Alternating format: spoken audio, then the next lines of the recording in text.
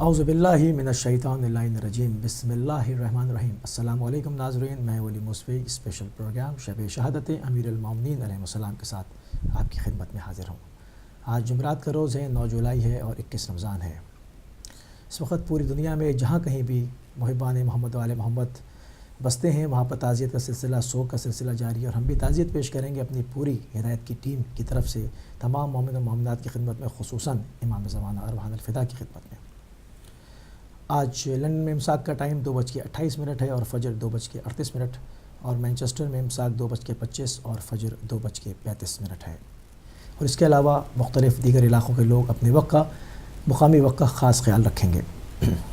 ناظرین، جیسا کہ یہ شب قیامت سے کم نہیں، شب شہادت امیر المومنین علیہ السلام کی شب ہے، تو امیر المومنین علیہ السلام کی شب شہادت کے اوپر گفتگو کرنے کے لیے، ان تاریخی حقائق کو جاننے کے لیے، اس پس منظر کے اندر داخل ہونے کے لیے ہم نے گفتگو کے لیے مدعو کیا ہے جناب حجۃ الاسلام والمسلمین ڈاکٹر غلام حسین عدیل صاحب کو۔ آپ کی خدمت میں تعزیت پیش کریں گے، آپ کو سلام عرض کرتے ہیں۔ قبلہ، جو تاریخی حقائق ہیں، جو آج کی شب کی کیفیت ہے، جو رنج اور الم و مصائب ہیں، اور جو پورا ایک ماحول ہے، تو میں چاہوں گا کہ اس کے اوپر گفتگو کا آپ آغاز فرمائیں۔ اعوذ باللہ من الشیطان الرجیم، بسم اللہ الرحمن الرحیم، الحمد للہ رب العالمین، الصلاۃ والسلام علی اشرف الانبیاء والمرسلین وعلی آلہ الطیبین الطاہرین المعصومین المنتجبین، اما بعد فقد قال الحکیم فی کتابہ الکریم، بسم اللہ الرحمن الرحیم، وَلَنَبْلُوَنَّكُمْ بِشَيْءٍ مِّنَ الْخَوْفِ وَالْجُوعِ وَنَقْصٍ مِّنَ الْأَمْوَالِ وَالْأَنفُسِ وَالثَّمَرَاتِ وَبَشِّرِ الصَّابِرِينَ الَّذِينَ إِذَا أَصَابَتْهُم مُّصِيبَةٌ قَالُوا إِنَّا لِلَّهِ وَإِنَّا إِلَيْهِ رَاجِعُونَ۔ صدق اللہ العلی العظیم۔ سب سے پہلے آپ کی خدمت میں، اپنے تمام ناظرین اور سامعین کی خدمت میں ہدیہ سلام کے ساتھ ساتھ اپنے مولا اور آقا امام المتقین قائد الغر المحجلین کی شب شہادت پہ تعزیت پیش کرتا ہوں۔ اللہ سبحانہ و تعالی یہ گھڑیاں موالیوں کو، اہل ولا کو، اور جو بھی امیر المومنین کی ولایت کا دم بھرنے والے ہیں، انہیں نصیب فرمائے۔ اور اللہ سبحانہ و تعالی نے یہ خاص لطف کیا ہے اس مکتب اہل بیت پر کہ جن کا سارا خمیر ولایت کے سائے میں چلتا ہے، اور جن کی شان یہی ہے کہ اہل بیت کی خوشیوں کے ساتھ یہ خوشیاں مناتے ہیں، اور ان کے غم کے ساتھ غم زدہ ہوا کرتے ہیں۔ ایک بات تو سب کے لیے مسلم ہے کہ جس ہستی نے زندگی گزاری، اس عالم میں زندگی گزاری، اگر آپ امیر المومنین کی علیہ الصلوۃ والسلام کی سیرہ طیبہ پہ جب انسان نگاہ کرتا ہے، نگاہ ایسی کہ پوری زندگی گزری نقش رسول کو دیکھتے ہوئے، یعنی آپ اگر امیر المومنین علی ابن ابی طالب علیہ الصلوۃ والسلام، حتیٰ کہ خود نہج البلاغہ میں فرماتے ہیں کہ میں پیغمبر کی تنفس کو مشام کیا کرتا تھا، پیغمبر کی نقش پا پہ چلا کرتا تھا، میرا چلنا اس طرح تھا کہ جس طرح ایک ناکا کا بچہ اپنی ماں کے پیچھے پیچھے چلتا ہے، قدم قدم پہ چلتا ہے۔ میں وحی و نبوت کی اس خوشبو کو مشام کیا کرتا تھا، اور مجھے آقا نے علم اس طرح سکھایا ہے، اس طرح عطا کیا ہے۔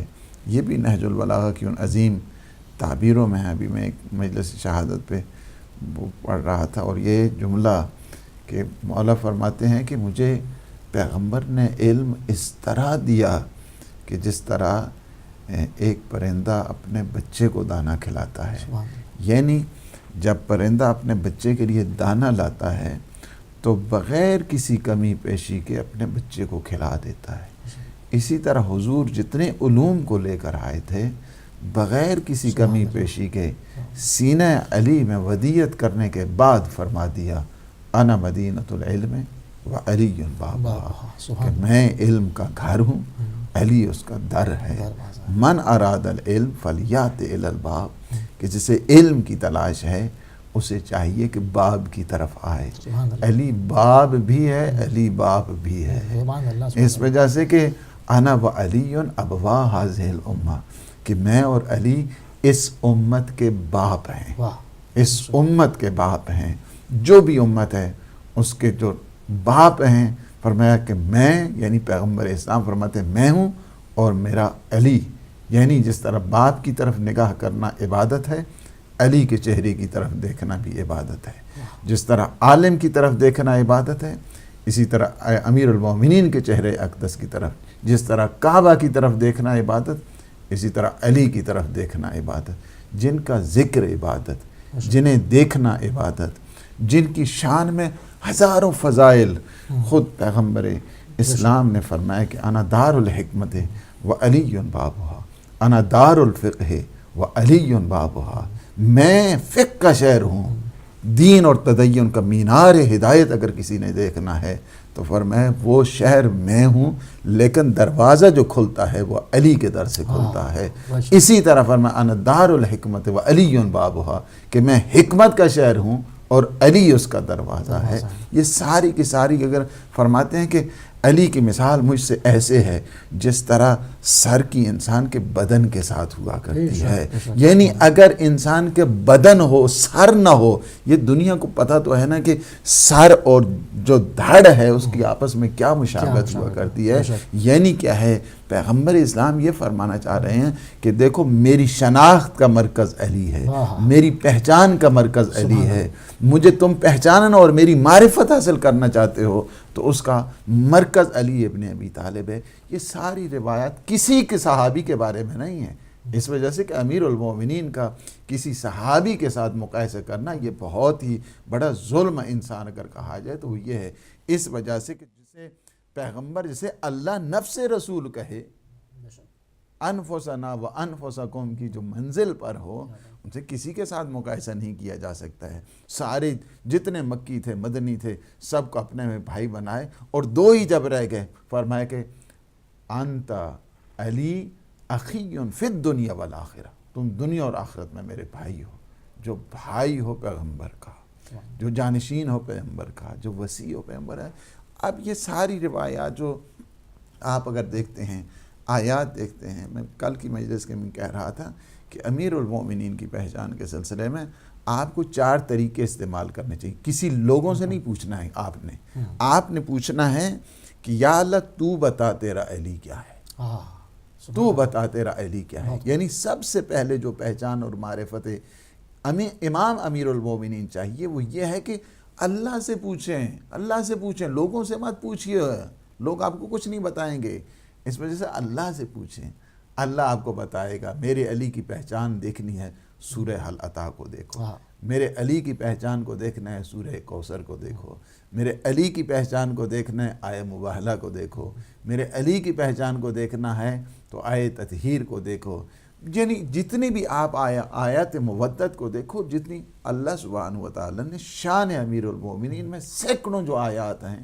ان کو جو ہے وہ ان کو دیکھنا چاہیے۔ دوسرا یہ ہے کہ اگر امیر المومنین کی کسی کو پہچان کرنی ہے، کسی امتی سے پوچھنے کی ضرورت نہیں ہے، آپ سیدھا ڈائریکٹ چلے جائیں، یا رسول اللہ آپ فرمائیے آپ کا علی کیسا ہے۔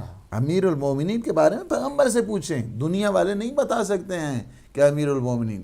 تیسرا جو پہچان کا طریقہ ہے، معصومین علیہ السلام کے پاس چلے جائیں، امام حسن مجتبیٰ کے پاس آئیں، سید الشہداء کے پاس آئیں، امام زین العابدین کے پاس آئیں، معصومین کے پاس آئیں اور آ کر پوچھیں امیر المومنین کی ہمیں شان بتائیے، سبحان اللہ، وہ شان بتائیں گے آپ کو۔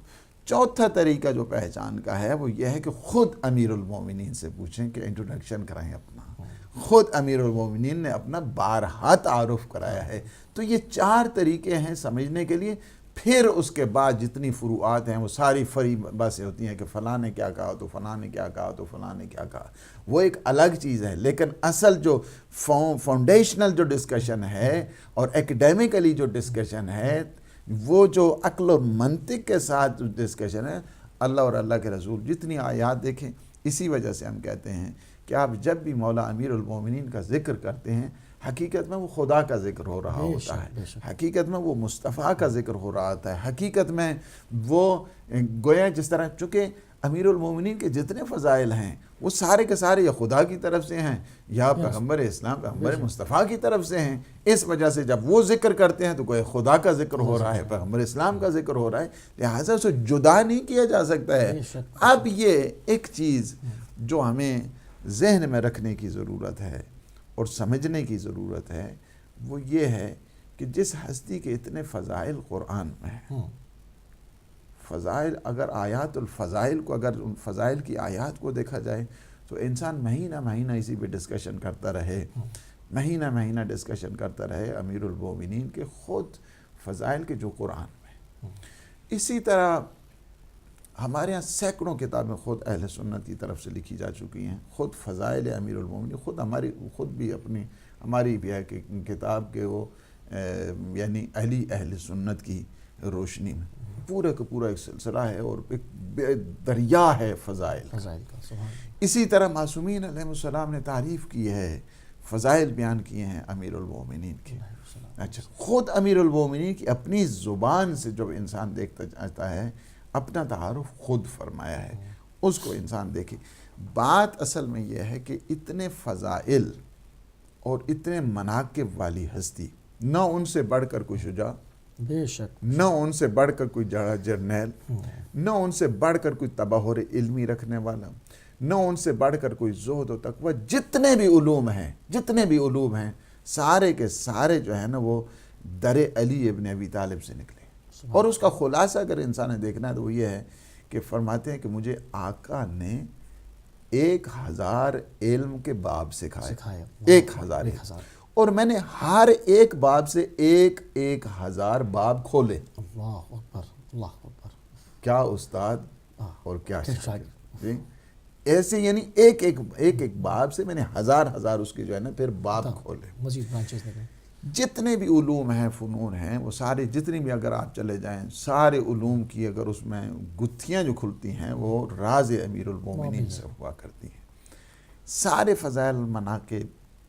اب یہ تو ہے نا، یہ تو ہر ایک انسان سوچتا تو ضرور ہے نا کہ جتنے فضائل امیر المومنین کے سارے جتنے نقش بندی، جو بندی، پتنی دل، یہ سارے جتنے بھی ہیں، جتنے سلسلے ہیں وہ صوفیوں کے، جتنے سلسلے ہیں عرفان کے سارے پہنچتے ہیں امیر المومنین کے پاس. نہیں، یہ علم کہاں سے لیا؟ علی سے لیا. علم نحو کو کہاں سے لیا؟ امیر المومنین سے. علم صرف کو کہاں سے لیا؟ ان سے لیا. علم بدیع کو کہاں سے لیا؟ علم بلاغت کو کہاں سے لیا؟ سارے کے سارے جتنا ہے سنگم بنتا ہے وہ مجموعہ ہے امیر المومنین علی بن ابی طالب علیہ السلام کی طرف سے جانا جاتا ہے. اتنے فضائل کا. اچھا، تو کیا ہو گیا کہ پیغمبر اسلام صلی اللہ علیہ وآلہ وسلم کے بعد ان کے آپ کے وصال کے بعد، آپ کی وفات حسرت آیات کے بعد، یعنی کچھ جو ایک اہل بیت علیہ السلام کے خلاف، یہ سن لیں غور کے ساتھ، اہل بیت علیہ السلام کے خلاف جو ایک یلغار چلی، ایک یلغار، چونکہ اس کی کئی ایک سسٹمیٹک انداز کے ساتھ دشمنی کی گئی ہے. اس کی ایک وجہ یہ تھی چونکہ حضور فرما کے گئے کہ انی تارکن فیکم الثقلین کتاب اللہ و عطرتی اہل بیتی ما ان تمسکتم بہما لن تضلوا بعدی ابدا حتی یرد علی الحوض. 2 چیزیں تمہارے لیے چھوڑ کے جا رہا ہوں، ایک قرآن اور ایک اہل بیت. لہذا دشمن نے جو کام کرنا ہے، چونکہ جو سالویشن کے ذریعہ ہیں، سالویشن کے ذریعے 2 چیزیں ہیں، ایک قرآن ہے اور ایک اہل بیت. لہٰذا دشمن انہی دونوں پہ جو ہے نا وہ کام کرے گا، قرآن کے خلاف کام کرے گا، اہل بیت کے خلاف کام کرے گا. اب جو سلسلہ چلا، وجہ کیا ہے کہ وہ جو مظلومیت ہے امیر المومنین کی پیغمبر اسلام کی وصال کے بعد اس کو ساری مسلم و ثبوت ہے، آیات کے اعتبار کے ساتھ، روایات کے اعتبار کے ساتھ. کہ بلکہ ایک بڑے مفتی ہیں، ہم ان کے ہاں عیادت کے لیے گئے تو یہی جو 2-3 کوسچن تھے، کہا ان کا ہمارے پاس جواب نہیں ہے، ہم سچ بتائیں آپ کو. بیمار تھے اس ٹائم، وہ رو بھی رہے تھے ساتھ. یہ جو باتیں ہم نے کی ہیں نا ابھی کہ امیر المومنین سے بڑھ کر کوئی مفتی نہیں ہے، کوئی اشجع زمان نہیں ہے، کوئی ان سے بڑھ کر عالم نہیں ہے، بالکل، تو کیا وجہ بنی کہ پیغمبر کے بعد جو ہے نا وہ یہ ساری چیزیں، پیغمبر کے بعد نہ وہ کمانڈر ہیں، نہ وہ جرنیل ہیں، نہ وہ کسی وہ افتاء پر ہیں، فتوے پر ہیں، اور نہ ہی وہ علم دوسروں سے جو ہے نا وہ، یعنی جو کہتا ہے کہ سلونی عن کتاب اللہ، مجھ سے کتاب خدا کے بارے میں سوال کرو، اس سے پوچھا ہی نہیں جا رہا ہے، کوئی چیز نہیں پوچھتے ہیں۔ فرماتے ہیں کہ مجھ سے پوچھو، میں کتاب خدا تمہیں بتاتا ہوں کہ یہ سفر میں آیت نازل ہوئی، حضر میں نازل ہوئی ہے، کہاں پہ نازل ہوئی ہے، یہ ناسخ ہے، یہ منسوخ ہے، یہ محکم ہے، متشابہ، کون سی آیت ہے، میں تمہیں بتاتا ہوں۔ ان کے پاس جا کر ان سے نہیں لینا ہے، ان سے نہیں لیا گیا قرآن، ان سے نہیں لیا گیا، کس سے؟ کسی اور سے۔ اچھا، جو ساری جنگوں میں پیغمبر اسلام کا جنرل جو ہے نا وہ علمدار رہا ہے اور پیغمبر اسلام کا کمانڈر رہا ہے، جرنیل رہا ہے، ان کو جو ہے نا وہ سائیڈ پہ کیا گیا، اور اعتراف بھی کر رہے ہیں، ساری چیزیں اعتراف بھی کر رہے ہیں، کتابیں بھی لکھ رہے ہیں، یعنی اور سائیڈ لائن بھی کیا جی اشجع زمان مانتے ہیں، عالم زمان مانتے ہیں، جی ان سے بڑھ کر کوئی مفتی نہیں، جی سارے جو ہے نا افتاء، جب مشکل پڑتی تھی، یا علی، جی جب مشکل پڑتی تھی تو لو لا کہہ کے اس کو جو ہے نا بات کو سمیٹ دیا جاتا کہ اگر علی نہ ہوتے تو ہم ہلاک ہو جاتے، ٹھیک ہے جی۔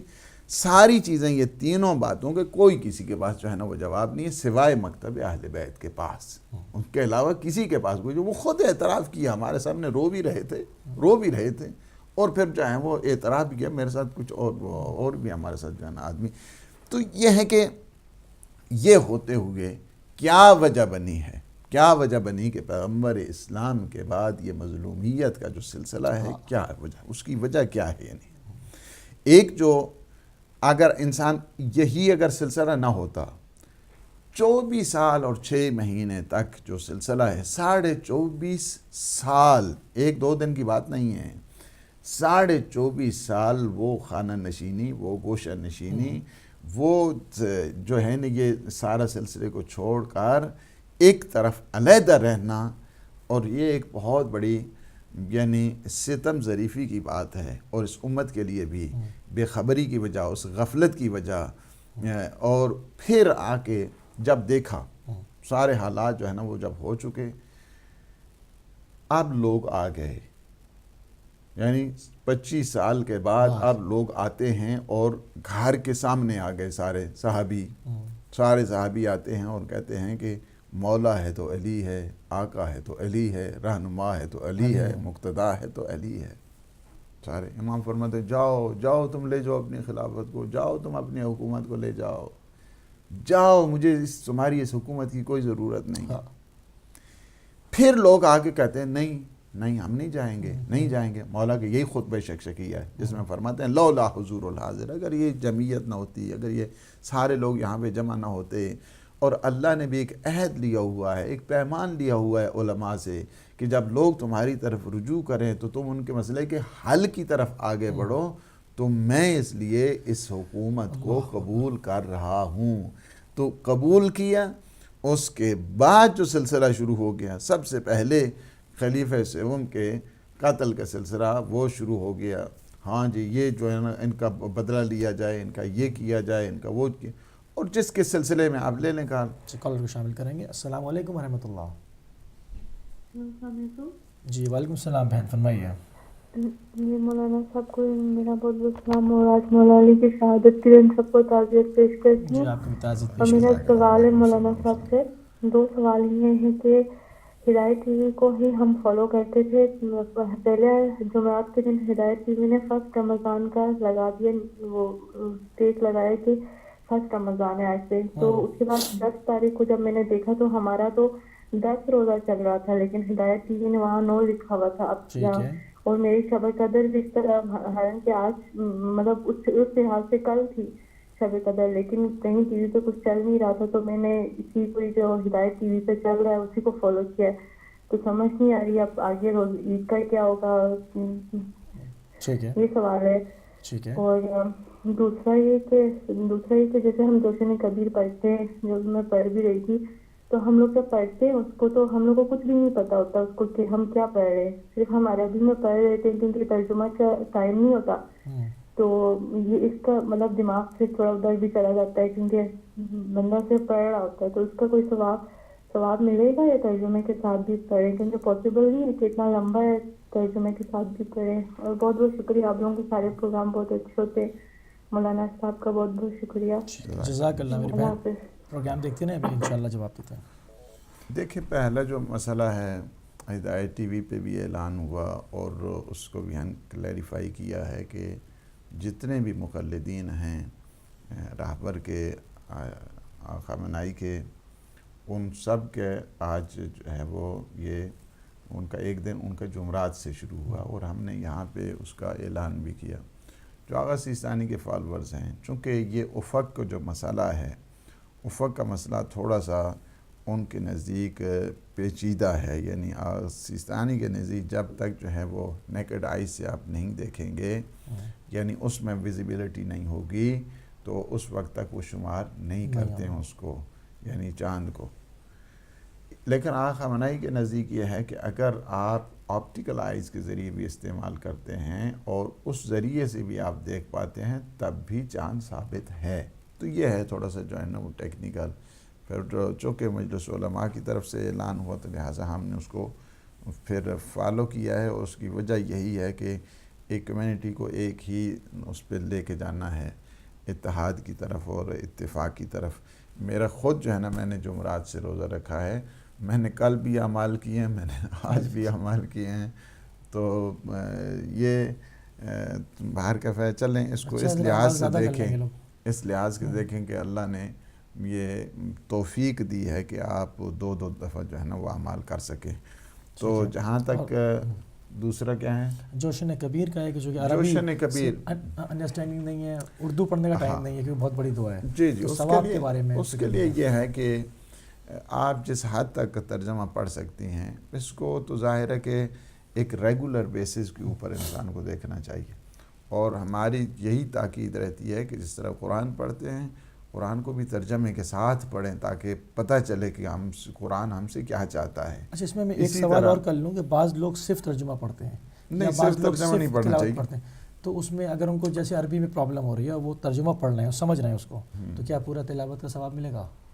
دیکھیں، جو عربی کا ایک اپنا حسن ہے، اس کے ساتھ جو ظاہر ہے کہ معصوم کی زبان سے جو نکلے ہوئے الفاظ ہیں، اس میں برکت ہوا کرتی ہے، اس میں توسل ہوا کرتا ہے، وہ پڑھیں ضرور.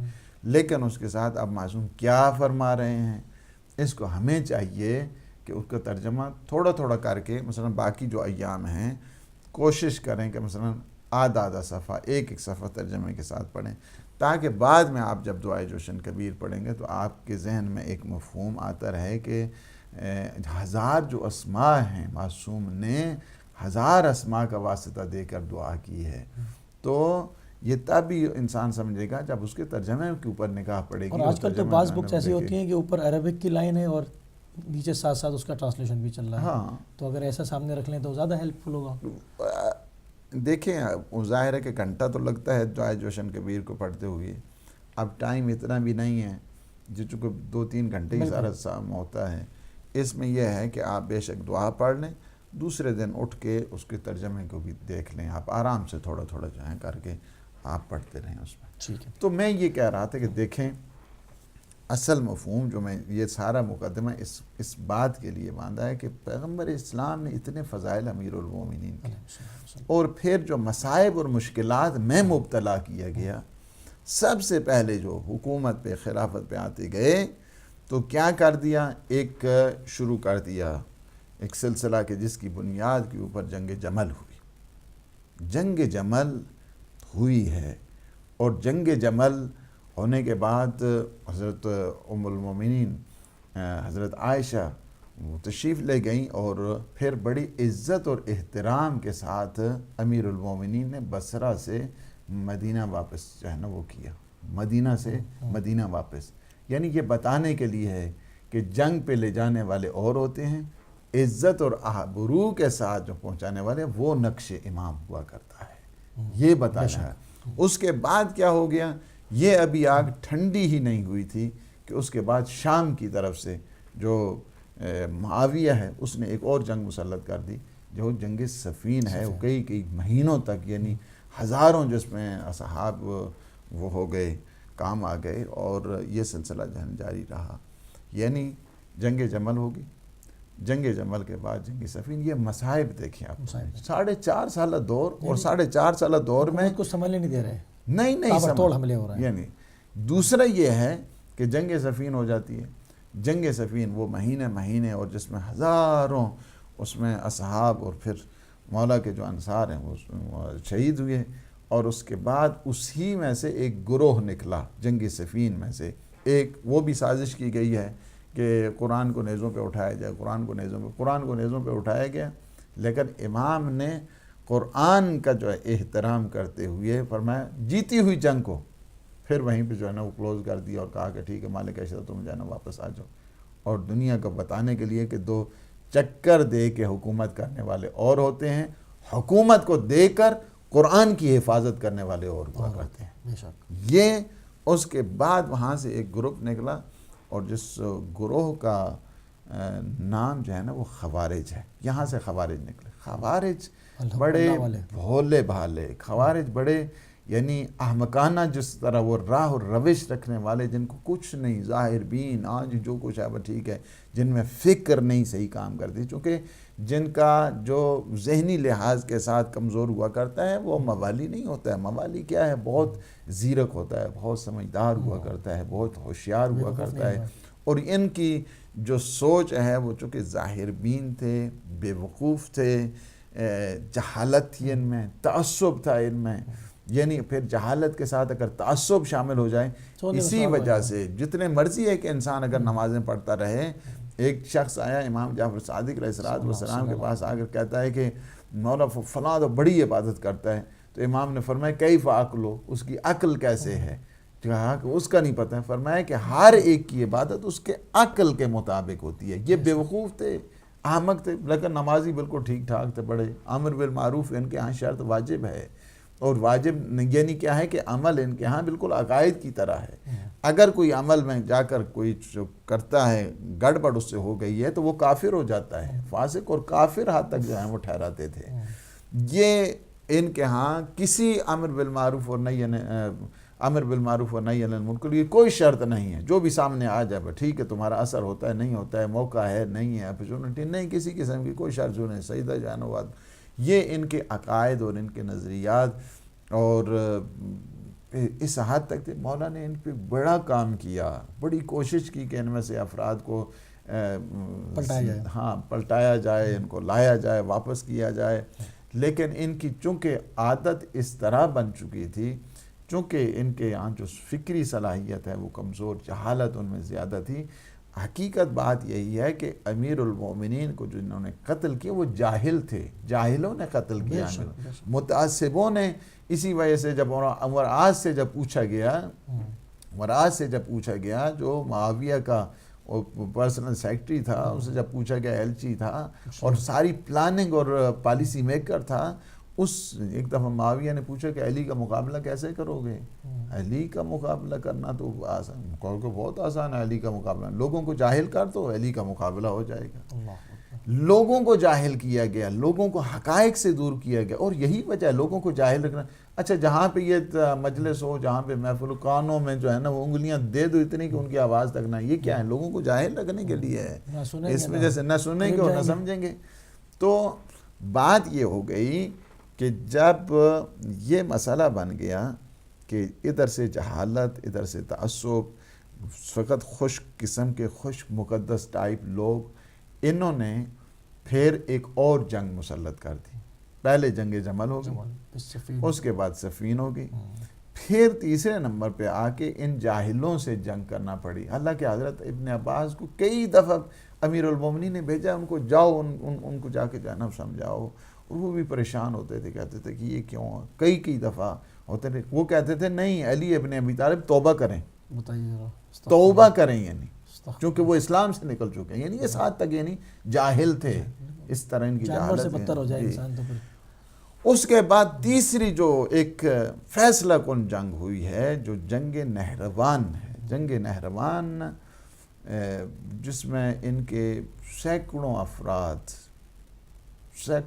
ہزاروں افراد ان کے اس میں مارے گئے، اور سوائے 4 کے اور بعض تاریخوں میں یہ ہے کہ 10 آدمی ان کے ان خارجیوں کے بچے، باقی سارے کے سارے جو ہے نا مارے گئے، سارے کے سارے ختم ہو گئے۔ جن میں سے ان بچنے والے جو بھاگ کر گیا تھا ان میں سے ایک یہی عبد الرحمن ابن ملجم تھا۔ یہ خارجی وہاں سے، یہ خارجی وہاں سے جنگ نہروان سے فرار ہو گئے۔ یہ اس میں سے بچنے والوں میں سے وہی 10 کہتے ہیں، بعض تاریخوں میں ہے 4 بچے، 4000 میں سے 4 بچ گئے، بعض کہتے ہیں کہ نہیں یہی 10 آدمی بچے تھے، جن میں سے باہر کا ایک عبد الرحمن ابن ملجم تھا۔ اچھا خوارج کی فکر کے پیچھے کون سا ہاتھ کار؟ اس کے پیچھے شامی ہاتھ ہے، اس کے پیچھے شامی ہاتھ تھا تاغیہ کا، جی اس کے پیچھے شامی ہاتھ ہے، اور یہ چونکہ بنایا گیا ہے معاویہ ابن ابی سفیان کے انہی یعنی جو سازشی عناصر تھے ان کی طرف سے، چونکہ سازش جب ہو گئی ادھر سے یہ بیوقوف تھے، مسائل کو سمجھتے نہیں تھے، بصارت نہیں تھی، بصیرت بھی نہیں تھی، اور جس کی وجہ سے آج آپ دیکھ رہے ہیں کہ وہ سارے کا سارا جو ہے سلسلہ، اس میں کوئی شک نہیں ہے کہ یہ ساری اس سازش کے پیچھے اس امیر شام کا باہر کیف اس میں ہاتھ، اس میں کوئی شک نہیں ہے۔ اور اسی نے عمر عاص نے ان کو استعمال کیا گیا، بعد میں بھی ان کو استعمال کرتے رہے، اور جہاں تک کہ نوبت آ گئی جنگ نہروان کے بچنے والوں میں سے ایک یہ عبد الرحمن ابن ملجم تھا۔ اب یہ اس نے آ کے قسم کھائی، کہاں پہ؟ کعبہ میں قسم کھائی کہ ہم علی ابن ابی طالب کو قتل کریں گے۔ اچھا جی قتل کریں گے، کہاں کب قتل کرنا ہے؟ قتل کرنا ہے۔ اب دیکھیں انسان کی جب سوچ اتنی گر جاتی ہے اور انسان جب اتنا پستی کی طرف چلا جاتا ہے تو اس وجہ سے ماہ مبارک رمضان میں قتل کریں گے۔ اچھا ماہ مبارک رمضان میں کون سی تاریخ کو؟ 19ویں ماہ مبارک رمضان کو قتل کریں گے۔ کیوں قتل کریں گے 19ویں کو؟ 19ویں کو اس لیے قتل کریں گے چونکہ 19ویں ہے شب عبادت، اور علی کا قتل کرنا عبادت ہے۔ یعنی آپ یہ دیکھیں، اس بات سے آپ اندازہ لگائیں کہ انسان جب گر جاتا ہے اور انسان جب پست ہو جاتا ہے، اور انسان میں جب جہالت اور جہالت کے ساتھ جب تعصب شامل ہو جاتا ہے، تو انسان میں کتنی پستی اور کتنا تنزل آ جاتا ہے کہ وہ جو اللہ کا عابد مطلق ہے، ساری رات جو عبادت کرنے والا ہے، ہزار رکعت جو عبادت کرنے والا ہے، جو اپنی عبادت میں الہی کفا بی عزن ان تکون علی ربا، پروردگار یہ میری عزت بہت ہے کہ تو میرا رب ہے، اور میرے لیے اتنا فخر بہت ہے کہ میں تیرا بندہ ہوں، ساری رات جو مناجات کرنے والا، کہتے ہیں کہ نہیں علی کو جو شب ہے نا 19ویں کی شب، چونکہ لیلۃ القدر ہے، 19ویں کی شب چونکہ عبادت کی رات ہے، لہٰذا عبادت کی رات علی کو قتل کیا جائے، چونکہ علی کا قتل کرنا جو ہے نا وہ عبادت ہے۔ اس وجہ سے یہ کوفہ آیا، اور کوفہ کے بعد جو اس کے مسائل بن گئے قطامہ کے ساتھ، اس قطامہ کے ساتھ چونکہ اس کا آپس میں شادی کا مسئلہ میں اس نے کہا، چونکہ قطامہ اور اس کا چونکہ باپ اور بھائی اسی جنگ نہروان میں قتل ہو گئے، اس نے کہا کہ اگر مجھ سے شادی کرنی ہے تو میرا حق مار یہ ہوگا خون علی میرا حق مار ہے۔ اس کے بعد یہ کھلا کہ میں آیا تو اسی کام کے لیے تھا، یہ کام چونکہ میں نے قسم اٹھائی ہے کعبہ میں جا کر کہ علی کو قتل کرنا ہے 19ویں ماہ مبارک رمضان کو۔ آپ کہتے ہیں کہ جب 19ویں آ گئی نا تو یہ اس مسجد کوفہ میں تھا، مسجد کوفہ میں یہ تلوار وہی کہ جس میں کئی دینار اس نے لگا کے آگ میں اور اس کے بعد زہر میں بجھایا گیا تھا۔ اور یہ وہ سلسلہ ہے چونکہ عبد الرحمن ابن ملجم صحابی ہے، ہم یہ نہیں کہتے ہیں کہ صحابی، ہم صحابی اسی کو، یہ بھی صحابی ہے عبد الرحمن ابن ملجم، لیکن یہ قاتل امیر المومنین ہے۔ اور یہ شان امیر المومنین کو اگر آپ نے دیکھنا ہے کہ خود ایک دفعہ جب یہ بیعت کے لیے امام کے پاس آتا ہے تو امام فرماتے ہیں کہ اچھا تم مجھ سے بیعت کرنا چاہتے ہو؟ کہتے ہیں دروازے کے قریب جب گیا پھر دوبارہ پلٹا ہے، کہا کہ تم نے صحیح بیعت کی ہے؟ کہا امیر المومنین کیوں نہیں، میں آپ کا وفادار رہوں گا۔ پھر جب دوسری دفعہ پھر بلایا تو اس کے بعد اس نے ایک ہاتھ جو ہے تلوار کے دستے پہ رکھا، دوسرا جو ہے تلوار کی نوک کو اپنے پیٹ پہ رکھا، کہا کہ ابھی حکم دیں تو میں ابھی اپنا پیٹ چاک کر دوں۔ فرمایا جاؤ چلے جاؤ۔ صحابی بڑے حیران ہو گئے کہ یا امیر المومنین یہ کیا ہو گیا ہے؟ فرمایا اس نے 2 دفعہ آ کے بیعت کی ہے، لیکن یہ اپنے بیعت پہ وفا نہیں کرے گا، یہ وہی تلوار ہے جس سے یہ مجھے قتل کرے گا، یہ وہی تلوار ہے۔ تو کہتے ہیں کہ اس کے بعد صحابیوں نے کہا کہ یا امیر المومنین پھر اسے قتل کر دیں۔ کہا تم میری بات نہیں سمجھو، میں یہ کہہ رہا ہوں یہ میرا قاتل ہے، میں اس کا قاتل نہیں ہوں، یہ میرا قاتل ہے۔ اور تمہیں پتہ ہونا چاہیے ہم اہل بیت نبوت ہیں، جب تک کوئی جرم نہیں کرتا ہم اسے سزا نہیں دیا کرتے ہیں۔ تو یہ بدبخت جو ملعون ہے آیا یہ مسجد میں اسی لحاظ کے ساتھ کہ جب امام علیہ الصلوۃ والسلام تشریف لائیں اور یہ وہیں پہ رہا، بڑی عبادت بھی کرتا رہا، دعا کرتا رہا، مناجات بھی کرتا رہا، بار بار نمازیں پڑھ رہا ہے۔ اور حجر ابن عدی دیکھ رہا ہے کہ آپس میں یہ سرگوشی جب کرتے تھے وردان، اور یہ اس کو تھوڑا جو ہے نا وہ حجر ابن عدی کہ جن کی یہ تکفیریوں نے جو جن کی لاش کی بے حرمتی کرنے کی کوشش کی، یہ حجر ابن عدی اس وقت تھا۔ جب یہ سرگوشی سنی تو اس نے کہا کہ آور ٹیڑھی آنکھ والے، تو علی ابن ابی طالب کو قتل کرے گا؟ لہٰذا یہ جب رستہ آیا، امام علیہ السلام دوسرے رستے سے تشریف لائے تھے، چونکہ یہ جب مسجد پہنچا یہ ساری رات وہیں پہ تھا مسجد میں۔ لیکن امام علیہ الصلوۃ والسلام تاریخ کا اگر انسان مشاہدہ کرے اور تاریخ کو دیکھے، یہ رات امام کی بڑی سختی کے ساتھ، اس لحاظ کے ساتھ تھی، شدت کے ساتھ، چونکہ امام علیہ الصلوۃ والسلام جو یہ ماہ مبارک تھا نا جس میں آپ کی شہادت ہوئی ہے، اس میں آپ کی روٹین مختلف تھی۔ روٹین اس لحاظ سے کبھی ایک بیٹے کے ہاں افطاری ہوتی تھی، کبھی دوسرے بیٹی کے ہاں افطاری ہوتی تھی، اور یہ جو افطاری تھی 19ویں والی یہ حضرت بی بی ام کلثوم کے ہاں افطاری تھی۔ اور اس کے بعد جب دسترخوان لگایا گیا تو امام علیہ الصلوۃ والسلام نے فرمایا کہ بیٹی تمہیں پتہ تو ہے تیرا بابا 2 کھانے تو نہیں کبھی کھایا کرتا، اس نے تو ایک کھانا، ایک کھانے سے جو ہے نا ہمیشہ اس نے کیا ہے اپنا سلسلہ، تو باقی کھانا کہا نہیں بابا آپ بہت کمزور ہو رہے ہیں اس ماہ مبارک میں، آپ میں بہت نکاہت آ رہی ہے، اس وجہ سے آپ کو چاہیے۔ فرمایا نہیں بیٹی میں نہیں چاہتا کہ اللہ کے حضور پیٹ یعنی سیر ہو کر جو ہے نا میں جاؤں، میں اس انداز کے ساتھ نہیں جانا چاہتا۔ ہاں نمک لیا، نمک کے ساتھ جو ہے وہ خشک جو کی روٹی تھی وہ امام علیہ الصلوۃ والسلام نے تناول کی۔ اس کے بعد تاریخ یہ کہتی ہے کہ امام بار بار یہ کہا کرتے تھے، بار بار یہ کہہ رہے تھے ہاں یہ وہی رات ہے، یہ وہی رات ہے، یہ وہی رات ہے۔ جب بیٹی نے سنا نا یہ وہی رات ہے تو اس وقت کہا بابا یہ کون سی رات ہے؟ فرمایا یہ وہ رات ہے کہ جس کا وعدہ میرے آقا رسول کر کے گئے تھے، کہ یعنی علی یہ وہ رات جو ماہ مبارک رمضان کی 19ویں کی جو رات آئے گی۔ لیکن بیٹی پریشان ہے، ساری رات عبادت میں، کبھی آ کر خطاب کرتے ہیں ستاروں کو، تم ستاروں دیکھو تم ابھرے ہوئے ہو، علی سویا ہوا ہو، تم نے کبھی دیکھا ہے؟ اس کے بعد شعر پڑھتے ہیں، کہتے ہیں علی اپنی کمر کو سیدھا کر لو، جب موت گھر پہ آ جائے تو تمہیں پریشان نہیں ہونا چاہیے۔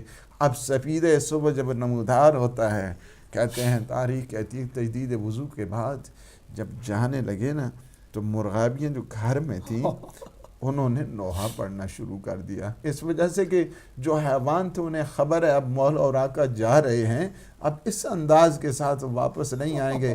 میرے مولا نے ایک جملہ کہا اور فرمایا کہ دیکھ رہو ان مرغابیاں جتنی ہیں ان کے آب و دانے کا اگر تم انتظام کر سکو تو انہیں گھر میں رکھنا ہے۔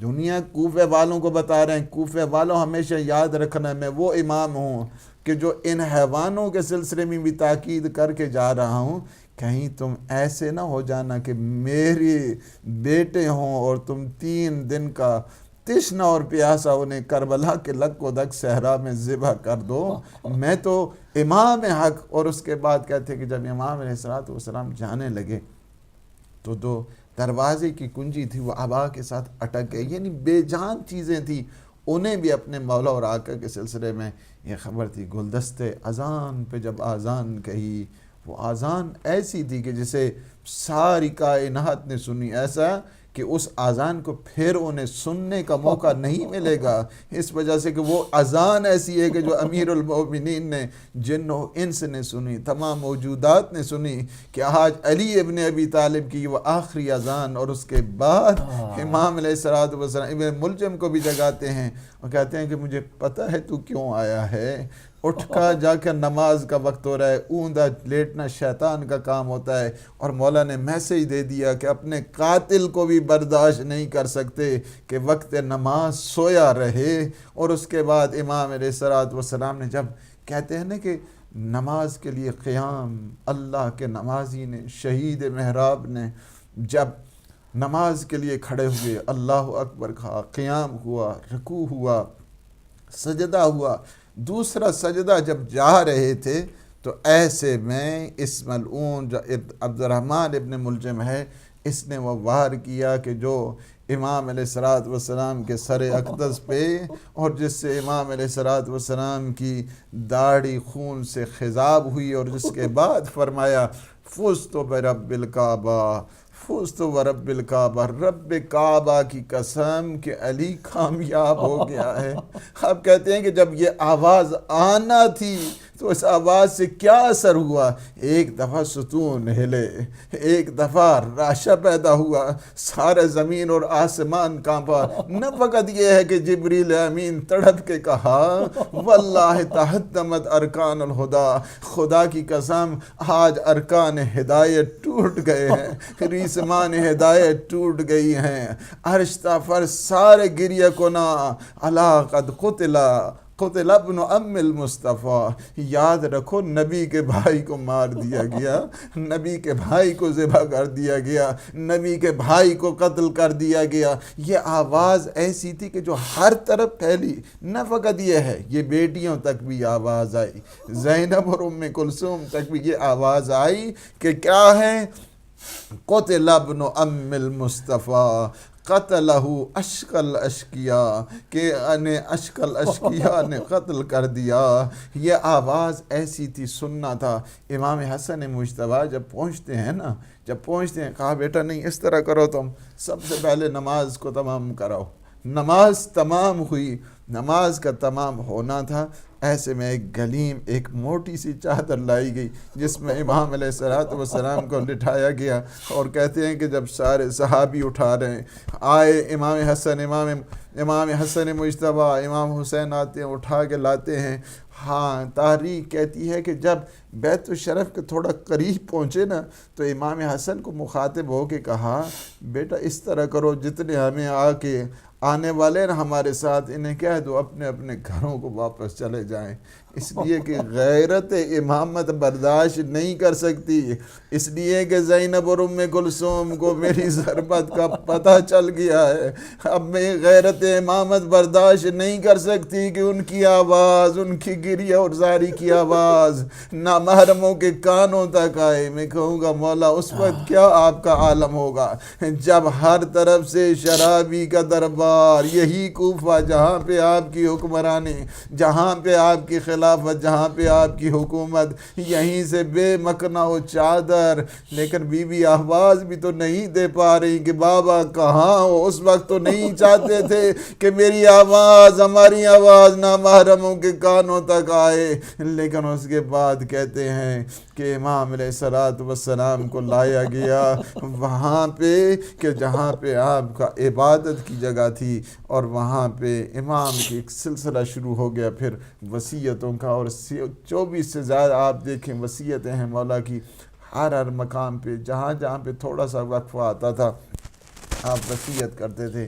اور وصیتیں آپ دیکھیں، نماز کے سلسلے میں وصیت ہے، روزے کے سلسلے میں وصیت ہے، حج کے سلسلے میں وصیت ہے، ہمسایوں کے سلسلے میں۔ پہلی وصیت فرماتے ہیں کہ کونا للظالم خصما، وَلِلْمَظْلُومِ اونا، ہمیشہ ہمیشہ ظالم سے نفرت کرتے رہنا، مظلوم کی حمایت کرتے رہنا. ظلم کسی پر ہو، ظلم کسی پر ہو، کسی مکتب کا ہو، کسی فکر کا ہو، کسی دین کا ہو، ہمیشہ اس کی مظلوم کی تم نے حمایت کرنی ہے. اور ظالم کسی قوم کا بھی ہو، کسی مکتب کا بھی ہو، تم نے اس سے نفرت کا اعلان کرنا ہے، احتجاج کرنا ہے. کُونَ لِلظَّالِمِ خَصْمًا. اور یہ اپنے مولا اور آقا کی ان وصیتوں کو دیکھیں اور پڑھیں اس وجہ سے کہ فرماتے ہیں کہ یہ میری وصیتیں فرماتے ہیں کہ یہ میری وصیتیں امام حسن اور امام حسین کو یہ آپ کے لیے مخصوص ہیں. وَمَن بَلَغَ کتابی، اور جہاں جہاں تک یہ میری وصیتیں پہنچتی رہیں ان سب کے لیے میری یہ وصیت ہے کہ جس میں فرمایا کُونَ لِلظَّالِمِ خَصْمًا وَلِلْمَظْلُومِ اونا. ہمیشہ ہمیشہ مظلوم کی نصرت کرتے رہنا، ظالم کے خلاف احتجاج کرتے رہنا، آواز بلند کرتے رہنا. اتقوا اللہ، ہمیشہ تقوی الہی کو تم نے اختیار کرنا ہے، اس وجہ سے کہ تم امام المتقین کے ماننے والے ہو. انسان کی زندگی کا پتہ وصیت سے چلتا ہے. کتنی پاک زندگی گزاری امیر المومنین نے، کتنی پاکیزہ زندگی گزاری امیر المومنین نے. ان وصیتوں سے جب انسان دیکھتا ہے مطلب نہیں، نماز میں تم سے کوئی آگے نہیں جانا چاہیے، روزے میں تم سے کوئی آگے نہیں جانا چاہیے، حج میں تم سے کوئی آگے نہیں جانا چاہیے، قرآن میں تم سے کوئی آگے نہیں جانا چاہیے، یہ ہمسایوں کو تمہیں خیال کرنا چاہیے. ہم سمجھتے تھے کہ پیغمبر اتنی تاکید کر رہے ہیں، شاید انہیں ہماری وراثت میں شامل کرنا چاہتے ہیں. یہ ساری آپ ان وصیتوں کو دیکھیں، ایک ایک وصیتوں میں ایک ایک خزانہ پورا بھرا ہوا ہے مولا کی ان وصیتوں کے سلسلے میں. اور اپنے مولا و آقا سے توسل بھی کریں کہ اللہ ہمیں صحیح معنوں میں کہ جو مولا امیر المومنین کے شیعہ ہیں ان کے صحیح معنوں میں چاہنے والے موالی ہیں، ان کے نقش پاک و اپنی آنکھوں کا سرما بنانے والے ہیں، ہمارا ان میں شمار فرمائیں. صلی اللہ محمد. بہت شکر گزار ہیں، مشکور ہیں کہ آپ نے رات کی سپہر میں جو ہے وہ قیمتی ٹائم ہمیں دیا. ناظرین، دامن وقت میں زیادہ گنجائش نہیں رہی. کل انشاءاللہ زندگی رہی تو دوبارہ افطار و سحر کی ٹرانسمیشن میں ملاقات ہوگی. جب تک اجازت دیجیے. السلام علیکم ورحمۃ اللہ وبرکاتہ.